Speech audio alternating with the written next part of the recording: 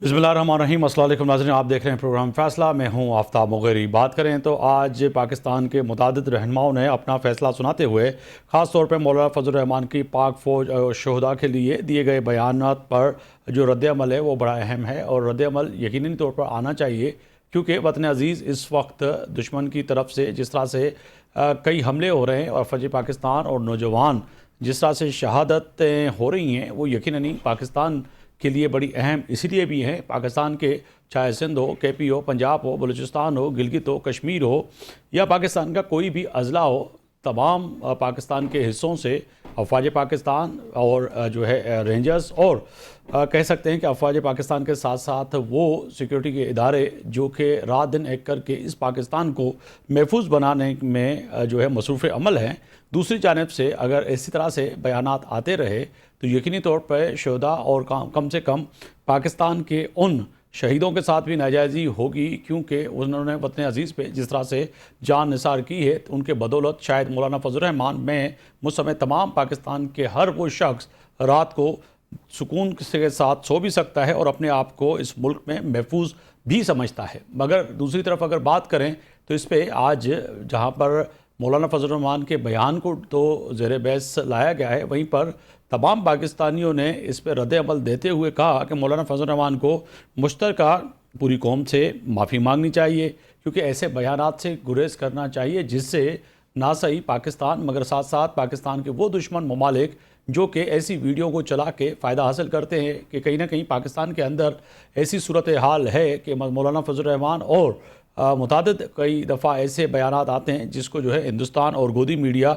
अपने प्रोग्रामों की जीरत भी बनाते हैं और उस पर बहस भी होती है और उसको रेफरेंस के तौर पे पेश भी करते हैं। जमहूरियत यकीनन होनी चाहिए, मगर तय है कि पाकिस्तान तहरीक इंसाफ, JUFA और पाकिस्तान पीपल्स पार्टी, जमात इस्लामी और MQM और जितनी भी सियासी जमातें कहीं ना कहीं इनके और हमारे बच्चे इस अफवाज पाकिस्तान में शहीद भी हुए हैं, कुर्बान भी दी, कुर्बानियाँ भी दी हैं।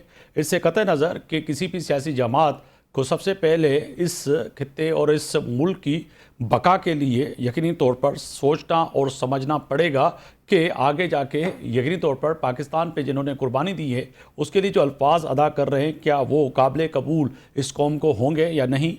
एक तरफ ये बड़ा अहम सवाल ये भी है। दूसरी जानिब अगर बात करें कि एहतजाज और धरने की सियासत का आगाज़ एक दफ़ा फिर पाकिस्तान तहरीक इंसाफ ने जो फ़ैसला किया है कि कहीं ना कहीं वो दोबारा एहतजाज की तरफ जा रहे हैं और 5 अगस्त को मुल्क की एहतजाजी तहरीक चलाने का जो पाकिस्तान तहरीक इंसाफ ने फ़ैसला किया है उससे क्या तय है कि कहीं ना कहीं पाकिस्तान तहरीक इंसाफ को मुल्क के अंदर जो है उस तरह से जो अलीमा खान और ख़ास तौर पर अडियाला में ख़ास तौर पर बानी PTI जो जिस तरह से गिरफ़्तार हैं और कैद काट रहे हैं उसको लेकर क्या पाकिस्तान की आवाम उस तरह से यकीनी तौर पर जो है पाकिस्तान तहरीक इंसाफ का साथ देगी या नहीं। क्योंकि अभी भी पाकिस्तान तहरीक इंसाफ के कुछ रहनुमा कई सवाल उठा रहे हैं कि सुहेल आफरीदी की तब्दीली के बाद अली अमीन गंडापुर की तब्दीली के बाद सुहेल आफरीदी के आने के बाद ये समझा जा रहा था कि कहीं ना कहीं जो कि अली अमीन गंडापुर नहीं कर सके, बैरिस्टर गोहर नहीं कर सके और दीगर सियासी रहनुमा नहीं कर सके, शायद वो ये नौजवान वज़ीर आला सुहेल आफरीदी कुछ ना कुछ कर पाएँ। तय है कि ये भी बड़ा अहम फ़ैसला है। दूसरी जानब आज वज़ीर आला खैबर पख्तूनख्वा ये भी कहते हुए नज़र आ रहे हैं कि 5 अगस्त को इस तहरीक को और बानी PTI को 3 साल मुकम्मल हो जाएंगे और इस फैसले को यकीनी तौर पर हमने जहाँ पे अदालतों में चैलेंज किया है वहीं पर जो है अवाम के बीच में भी जाएंगे। आज वज़ीर दाखिला सिंध ज़िया लंजार और इसके साथ साथ अगर बात की जाए कि IG सिंध पुलिस जो है उन्होंने तवील एक प्रेस कॉन्फ्रेंस करते हुए बताया कि कराची के अंदर रेंजर्स के हेडक्वार्टर पे किस तरह से हमला हुआ और कौन कौन से अनासर और कौन कौन से लोग इन्वॉल्व थे। वाज़ेह तौर पे बताया कि पाकिस्तान के सिक्योरिटी फोर्सेस और बिलखुसूस अगर बात की जाए कि कराची के अंदर सिंध पुलिस और CCD जिस तरह से कार्रवाइयाँ कर रही हैं वो बड़ी अहम है और कहा जाए कि तमाम उन दहशतगर्दों को मारा भी गया और उनके ताल्लुकात जो थे वो भी बताए गए कि कहाँ थे और किस तरह से थे और उनके बयानात जिस तरह से सुनाए गए कि अफ़गानिस्तान से जो हैंडलर बैठे हुए थे वो उनको बराह रास्त इंस्ट्रक्शन भी दे रहे थे, बता भी रहे थे और खुद कुछ जैकेट से लेके और जो दीगर हथियार थे वो किस तरह से मुहैया किए गए। तो आज वज़ीर दाखिला सिंध ज़िया लंजार और आईजी सिंध ने जो है वाज़ेह तौर पर बताया, और सीसीटी के अहम ऑफिसर यानी कि इरफान बहादुर ने भी वाज़ेह तौर पर बताया कि गिरफ्तारियाँ हुई हैं, मज़ीद कार्रवाइयाँ भी हो रही हैं। ये कई सवालात हैं, अपने मेहमानों के सामने रखेंगे, उनसे जवाब लेने की कोशिश करेंगे। अजहर सिद्दीक साहब हैं, रहनुमा पाकिस्तान तहरीक-ए-इंसाफ, आपका बहुत शुक्रिया वक्त देने का। राजा कमरुल इस्लाम साहब हैं, मेंबर कौमी असम्बली पाकिस्तान मुस्लिम लीग नून से आपका ताल्लुक है, आपका बहुत शुक्रिया। सेनेटर सरमंद अली साहब है, रहनुमा पाकिस्तान पीपल्स पार्टी। तीनों मेहमानों को खुशामदीद करते हुए अजहर साहब, आपका नुक्ता नज़र, कतई नज़र के पार्टी आप तहरीक-ए-इंसाफ में हो या कहीं किसी भी पार्टी में हो, मगर पंजाब से, सिंध से, केपी से, बलूचिस्तान से, आज़ाद कश्मीर, गिलगित से अगर कोई भी बच्चा शहीद होता है तो यकीनन वो मुल्क के लिए बहुत बड़ी एक शहादत होती है। और उसके माँ बाप जब उसका जस्ते खाकी लेते हैं तो कई मनाजिर जब हम देखते हैं तो वो खुशी से कहते हैं कि हमारा ये एक बेटा था, अगर मज़ीद बेटे भी होते तो इस मुल्क और कौम पे कुर्बान कर देते। मौलाना फजल रहमान का ये जो स्टेटमेंट है, बयान है, उस पर आपका रद्द अमल सर क्या होगा? अब देखिए, इस पे तो लाजमी सवाल ही पैदा नहीं होता कि पाकिस्तान तहरीके साहब या हम के इसको ओन करें या हम इसको सपोर्ट करें, सवाल जी। ही पैदा नहीं होता। आपके सियासी इख्तलाफात हैं, पूरे नहीं हैं, और बहुत से मामला ऐसे हैं, बिल्कुल। लेकिन इस चीज को इस कॉन्टेक्स्ट के हवाले से देखना मैं मुनासिब नहीं समझता। मैं भरपूर कंडेमिनेशन करते हैं, इसमें कोई शक नहीं है कि याद रखिएगा, यहूद नसारा का कोई दोस्त नहीं हो सकता। सूरह मायदा में यहूद नसारा को दोस्त मत बनाओ, जो इनको दोस्त बनाएगा उनमें से होगा। बिल्कुल। रब्बे पाक ने तो वैसे ही प्रिंसिपल तय कर दिया। उनकी दूसरी बात जिस हद तक है, वो अमेरिका के कॉन्टेक्स्ट के जो बात करते हैं, वो तो देखिए, वो तो अमेरिका के हवाले से जो बात वो कर रहे हैं कि अमेरिका जिस तरह के काम कर रहा है, वो बिल्कुल मैं समझता हूँ वो मुनासिब है, वो गलत बात नहीं है। और अभी भी आप सामने देख लें मुसलमानों के साथ पूरी दुनिया में क्या हो रहा है और क्या हालात वाकयात बन रहे हैं। यहाँ असल जो बात है कि मुस्लिम उम्मा को इकट्ठा करने की बात है। एक और बात आपके सामने रखूं, देखें, तारीख हमें बड़ा कुछ सिखाती है। अब हमने अपनी आंखों के साथ इतना कुछ देख लिया। मैं नवाज शरीफ के बयान वो कैसे भूल जाऊं, मैं ये अब ख्वाजा आसिफ के बयान कैसे मैं भूल जाऊं, मरियम सफदर के बयान हम कैसे भूल जाएं कि जिस तरह के जुबान वो लफाज और वो सारी चीजें इस्तेमाल करते हैं, तारीख का हिस्सा है ना। तो ये आज एक तय कर लें कि जिस किसी ने ऐसा ये काम किया है ना, उसको उसके मंतकी अंजाम तक पहुंचाएंगे। आपका क्या तरीकाकार है कि जब हुकूमत में होते हैं तो आप डिफेंड करना शुरू कर देते हैं, जब हुकूमत से बाहर होते हैं तो आप बिल्कुल आप हवा देते हैं, आप इसको आग लगाते हैं सारे मामले को। ये तारीखी बात है, लेकिन वो कौन समझेगा जनाब। वो हमें सबक बहुत से पढ़ाए जाते हैं और बहुत से पढ़ने भाई वो अपनी जगह पर बात है, लेकिन प्रिंसिपली आपको इस सारे मामले में एक लाइन तो ड्रॉ करनी बिल्कुल है। लाइन ड्रॉ करनी पड़ेगी। अजहर साहब साथ ही आपका रहिएगा। सियासी मैं सेनेटर सरमद अली साहब की तरफ जाऊंगा, शामिल गुफ्तगू करूं उनको भी। बहुत शुक्रिया सेनेटर साहब। फरमाइएगा कि मौलाना फजल रहमान के बयान को लेकर बड़ा शदीद रद्द अमल आ रहा है। अगर देखा जाए, अजहर सिद्दीक साहब कह रहे हैं कि नज़रियाती सियासी इख्तलाफात अपनी जगह पे, मगर कौम के उन नौजवानों और शहीदों पर यकीनी तौर पर अगर ऐसे बयान आते हैं तो उसकी तो कोई छदोमत ही नहीं है ना, यानी कि कोई अल्फाज ही नहीं है कि कोई इत्फाक करे। मगर कम से कम ये भी तय करना पड़ेगा कि माजी और हाल में फ़र्क क्या है। देखें, मुझे तो बहुत हैरानी हुई मौलाना फजल रहमान के तकरीर जब मैंने सुनी, इसलिए कि मौलाना फजल रहमान हमेशा नपी तुली गुफ्तगू करते हैं। मेरे लिए तो ये बहुत सरप्राइजिंग बात थी कि उनको क्या हो गया है और वो किस किस्म की गुफ्तगू कर रहे हैं। आज तक आपने इस किस्म की गुफ्तगू कभी उनसे तवक्को नहीं कर सकते थे। जो उन्होंने गुफ्तगू की है, मेरे ख्याल में वो बगैर किसी मज़र के वो काबिल मज़म्मत है। उनको ये गुफ्तगू नहीं करनी चाहिए थी, और मेरे ख्याल में मुनासिब ये होगा कि मौलाना को चाहिए कि वो अपनी क्लेरिफिकेशन दें कि उन्होंने किस पैराए में ये गुफ्तगू की है। क्योंकि जब मुझे तो समझ नहीं आती कि ये मौलाना ने किस तरीके से ये गुफ्तगू कर दी। कोई भी जी होश आदमी इस किस्म की गुफ्तगू नहीं कर सकता। बिल्कुल। मैं और स्पेशली मौलाना से जो बहुत नपी तुली गुफ्तगू करते हैं, उनसे तो तवक्को ही नहीं की जा सकती थी कि इस किस्म की गुफ्तगू की जाए। हाँ, आपने पहले बहुत बहुत लीडर्स से आपने गुफ्तगू सुनी, लोग मीर जाफर मीर सादिक भी कहते रहे अफवाज पाकिस्तान को, लेकिन मौलाना ने कभी इस किस्म की कोई गुफ्तगू नहीं की थी, तो उनसे इस किस्म की गुफ्तगू जो आनी आप तवक्को नहीं कर सकते थे कि वो इस किस्म की गुफ्तगू बिल्कुल करेंगे। सेनेटर साहब साथ ही रहेगा। मैं जाना चाहूँगा राजा कमरुल इस्लाम साहब के पास। राजा साहब बहुत शुक्रिया वक्त देने का। फरमाइएगा वही सवाल के बड़ा अहम सवाल है कि इस वक्त पाकिस्तान में जो ज़ेर बहस बात हो रही है मौलाना फजल रहमान के बयान को लेकर, उन शहीदों के वर्सा यकीननी आज उन पे जो गुजर रही होगी तो वो तो यकीननी वो शहीद जब भी जस्ते खाकी आता है, चाहे वो सिंध में आए, पंजाब में आए, केपी में आए, बलूचिस्तान में, मैं बारहा जिक्र करता रहता हूँ, ये हमारे ही बच्चे हैं और शहादत इस मुल्क और कौम के लिए लेते हैं, देते हैं। तनख्वाह तो सर कोई मायने नहीं रखती, मगर मौलाना साहब के बयान को PMLN और आप समझते हैं कि वाकई जिस तरह से हमारे दो दोस्त कह रहे हैं, सियासत अपनी जगह पे, कुर्बतें अपनी जगह पे, मगर है गलत बात। नहीं, ये कुछ कम गलत बात नहीं है। और कुजा ये कि मौलाना साहब के हैं इन दुख की हालत में पूरी कौम जो है वो दुख की है कि हम तो फेस नहीं कर सकते।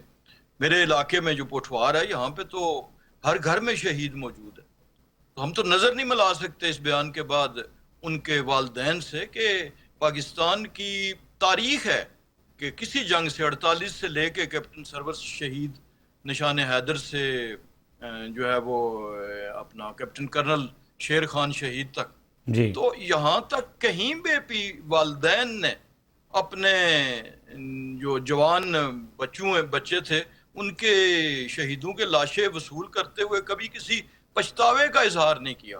तो मौलाना साहब ये जवाब देंगे कि क्या उस वो कोई तनख्वाह के नतीजे में था, या कौन है मेरे समेत या किसी और समेत या उन समेत जो किसी तनख्वाह के लिए अपने बेटे को कुर्बान कर सकता है या कुर्बान करेगा। तो ये बात जो है ये उससे बहुत आगे चली गई है कि सियासी या कोई, मैं समझता हूँ कि उन्हें फौरी तौर पर अगर वो कहीं स्लिप ऑफ टंग थी या कोई, जो लगता नहीं है कि मौलाना साहब जैसे जहां दीदा लीडर जो जिनका लफ्ज वाकई नपातुल्ला होता है, तो उन्होंने जो बातें की, ये पूरी कौम एक कर्ब से गुजर रही है, दुख का शिकार है और हकीकतन आंखें नहीं मिलाई जा रही। उसके बाद जहाँ पे चंद जो मुझे मिले लोग अपने हमसायगी में या किसी जगह जिन्होंने ये कुर्बानियां दी हुई थी, तो वहां पे सर झुका के गुजरना पड़ा। आज की मैं बात कर रहा हूँ जी कि एक सियासतदान, एक सियासी जमात के सरबराह जो इस किस्म का बयान देंगे और ये बुनियादी तौर पर ये बयानिया जो है उसको आप टो कर रहे हैं किसी ऐसी हमारे जो दुश्मन है अजली उनके साथ, और उससे एक जो है वो शायद वो हलचल मचाना और वहां पे और ये तासुर ठीक देना है। कि मगर पाकिस्तानी जो कौम, अजहर सिद्दीक साहब कह रहे हैं कि अभी आपने जो दो मेरे भाइयों की बातें सुनी, जी तो उससे होगा कि ये तो सियासी तौर पे हम बहुत एक दूसरे के मुख्तलिफ हैं, चाहे अजहर सिद्दीक साहब हैं या कोई, लेकिन इस मामले में पूरी कौम एक है और मौलाना साहब को इसका इदराक करना पड़ेगा और अपने इस बयान से है ना इस पे करनी पड़ेगी। सर मैं अजहर सिद्दीक साहब के पास जाना। अजहर सिद्दीक साहब, आप 5 अगस्त को एक नया मुल्की एहतजाज की तहरीक चलाने जा रहे हैं और तहरीक इंसाफ के बानी को 3 साल मुकम्मल हो जाएंगे, यानी कि कैद में अगर कहा जाए तो सर क्या एहतजाज वाक़तन मुल्कगीर होगा या फिर ज़िला सतह पे होगा, तहसील सतह पे होगा, या फिर अडयाला के बाहर लोग ही नहीं पहुँचेंगे, जो कि PMLN बारहा कह रही है कि सोहेल आफरीदी को लाया इसीलिए गया कि वो लोग इकट्ठे कर सकें और KP से लाओ लश्कर लेकर और इस्लामाबाद पर और पिंडी पे वो हमलावर हों। तो क्या ऐसा ही है इस दफ़ा भी? देखिए मुगेरी साहब, मैं तो जहाँ सियासत का तालिब इल्म हूँ, मैं वकालत भी करता हूँ जी मैंने इसे घटिया तरीन दौर नहीं देखा 4 सालों में। आपने जुबानें बंद कर दी, लोगों को घरों में बंद कर दिया, आपने नजरबंदी के ऑर्डर्स जारी किए, ECL PCL, यहाँ तो एक इंसान की हैसियत ही कोई नहीं छोड़ी। रही सही कसर 26वीं 27वीं तरमीम के जरिए आपने हाल देख लिया। आपको अब तो अंदाजा हो जाना चाहिए ना। और जो जो लोग याद रखिएगा इस्तेमाल हुए हैं या इस्तेमाल हो रहे हैं, टिश्यू की तरह आपको नजर आ जाएंगे। अब बड़े बड़ी शख्सियतें सामने आ चुकी हैं और रिकॉर्ड के ऊपर। मैं तो आपको माजी तौर पर माजी में के हवाले से बताना चलूं, शहबाज शरीफ साहब का वक्त गुजर गया जनाब। जी अब क्या कर दिया है, तबाही और बर्बादी इस मुल्क की कर दी है, कहाँ लाकर खड़ा कर दिया ना इस मुल्क को। उन्हें मिला, ये तो आने वाला वक्त बताएगा ना कि होना क्या है। हमें क्या एहतजाज का हक नहीं है, क्यों नहीं है हक? वजह सिर्फ यही है कि अगर कोई जमहूरी सोच रखने वाला हो, कभी यहाँ पीपल्स पार्टी की अपनी हुकूमत होती तो ये हालात ना होते। हजार इख्तलाफ रहे मेरे पीपल्स पार्टी के साथ, लेकिन पीपल्स पार्टी की जमहूरी जमात है, वो पुरअमन एहतजाज और इस मामले को नहीं यहाँ बैठकर जिस तरीके से लेकर चल रहे हैं। 5 अगस्त को इमरान खान साहब की गैर कानूनी है, मुझे बताएं जितने केसेस मगर हैं माजी में कहाँ भी गया वो अजहर सिद्दीकी साइफर? साहब, माजी में भी कराची सिंध का कैपिटल है और पाकिस्तान पीपल्स पार्टी की सिंध में हुकूमत है, वहाँ यहाँ पे भी तो गिरफ्तारियां हुई और आपके अली मादल हाँ। शेख से लेकर यहाँ पे भी तो गिरफ्तारियां हुई और कहा गया कि FIR दर्ज की, इवन के दहशतगर्दी के देखिए, केस मैं- मुकदमे भी दर्ज हुए सिंध में। देखिए मैं बताऊंगा आपको, जी बिल्कुल हुए, मैं ये नहीं कह रहा, लेकिन मैं ग्रेविटी को समझता हूं ना। पंजाब के अंदर जितना जुल्म और ज्यादती हुई है ना, उससे कम हुआ, सिंध में यानी कि आप हुई। ये कह रहे हैं? हाँ, मैं बिल्कुल ये कह रहा हूं, मैं ये नहीं कह रहा कि ना हुआ, बिल्कुल हुआ। लेकिन तारीख के झरोकों में जब तक आप आगे नहीं जाएंगे ना, आपको समझ नहीं आएगा। यहाँ अब जितने कानून, या मुझे ये बताएं, मुझे सिर्फ इतना बताएं कि जिस तरह के कानून यहाँ बनाए हुए हैं, जिस तरह के कानून पंजाब के अंदर बने हैं, क्या सिंध में बने? ये हैबिचुअल ऑफेंडर एक्ट का देखा था ठीक आपने? है। जिस तरह बैठकर यहाँ पर जुल्म और ज्यादती हो रही है, वो ठीक है, मैं किसी तरह से भी नहीं, लेकिन याद रखिएगा, असा हुन तुर जाना है, दिन रह गए ने थोड़े, जी बिल्कुल अडियाला जेल भी जाना होगा, बाहर भी एहतजाज होगा। और मैं तो बड़े अरसे से कह रहा हूं कि अपोजिशन को अब सियासत वो तो आप क्या करनी चाहिए। मुलाकात करने देंगे जब गिरफ्तारियां वो होंगी तो? कब तक रोक रहा है मुलाकात करने से ना? मुझे ये बताएंगे। ठीक है। ये सेनेटर कोई साहब। ऐसा मुल्क तो नहीं है ना कि जो जी। यूरोप से भी, यानी आप बता सही रहे है। अफ्रीका से भी घटिया मुल्क हो जाए, ना करे। सही। हमारा मुल्क बड़ा जबरदस्त है सेनेटर और हम सरमद अली। बहुत सी चीजें आगे लेकर जाएंगे और आसानी होती रहेंगी, और इंशाल्लाह ये मुल्क आगे जाएगा। खुदा जी, ना, इंशाल्लाह। ये सेनेटर फर्क सिर्फ इतना सरमद है अली, कि यार निकल आए उन चीजों से। सेनेटर सरमद अली साहब, अगर बात की जाए कि वो कह रहे हैं कि गिरफ्तारियां और 5 अगस्त को जो है मुल्कगिरी एहतजाज की फैसला इन्होंने कर लिया है, तो फिर वाकई आप समझते हैं कि पाकिस्तान तहरीक एक नई तहरीक चलाने के लिए तैयार है?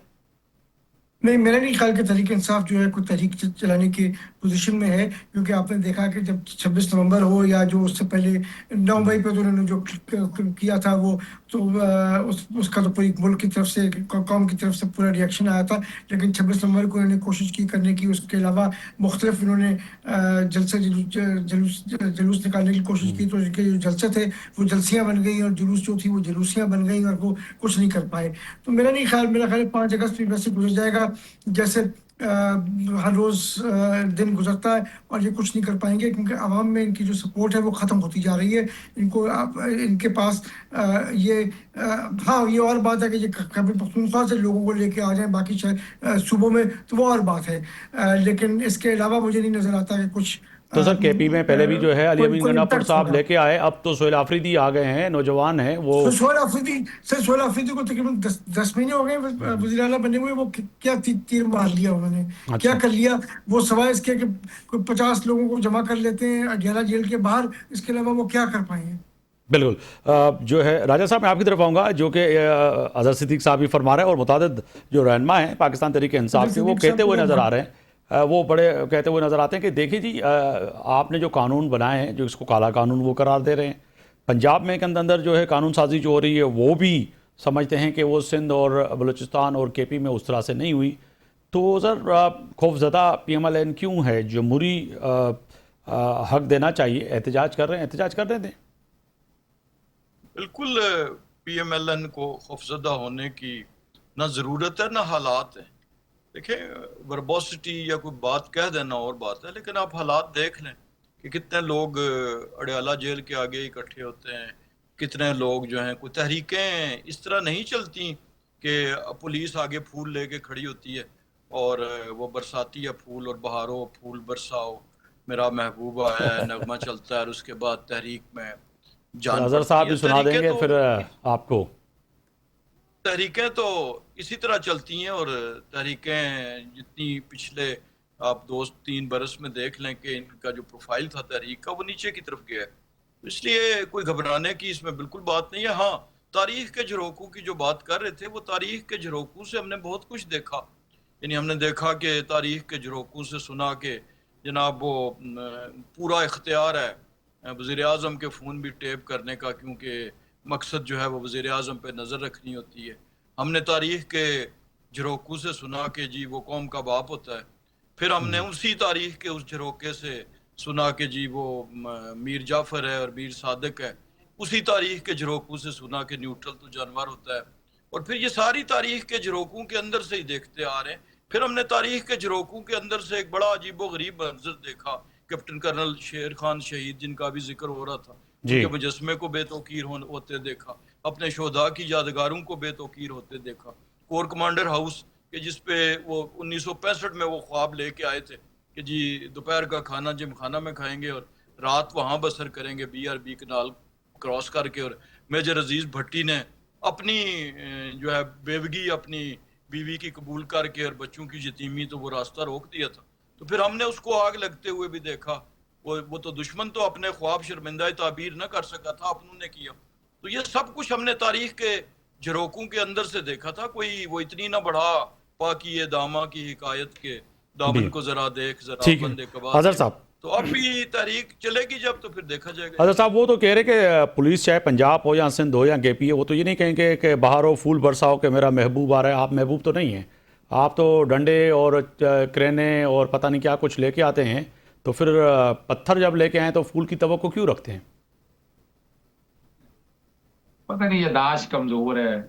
मैं तो ऐसे आदमी को जमहूरी मानता ही नहीं कि जो झूठ बोले और जो तारीख को मसक करे। कभी दिल पे हाथ रख के सच बोलना है। हमें भी पता है कि पत्थर वो अपना गुल्लू बर्ड नहीं देखा था आपने? किसने ये गाड़ियां जब डॉक्टर यास्मीन अरशद जा रही थी किसने तोड़ी थी? यार ना खुलवाए मुंह हमारा, छोड़ दे इन बातों को। नकाब जो चढ़ा के ये नून लीग के तो आए थे। ये जो अपना मैं तो बड़ी दफा कह चुका हूँ कि अपना जो 9 मई के हवाले से हमले हुए करने वाले ये लोग थे जिन्होंने नकाब पहने हुए थे। ये एक हकीकत है। लेकिन उसके लिए जुडिशल कमीशन बनाए ना, पता चल जाएगा कौन है पीछे बैठकर। कोई पाकिस्तान मुझे ये बताएं, पाकिस्तान तहरीके इंसाफ को क्या पड़ी है कि सारे मामलों को लेकर आ जाए? ये ऐसा करें, अगर करना था तो फिर ऑर्गेनाइज तरीके से होना चाहिए था। मैं तो हमेशा कहता हूँ। अच्छा, आपके मुताबिक ये ऑर्गेनाइजर तरीके से नहीं था जो आपने नहीं किया, करते तो इससे ज्यादा होता।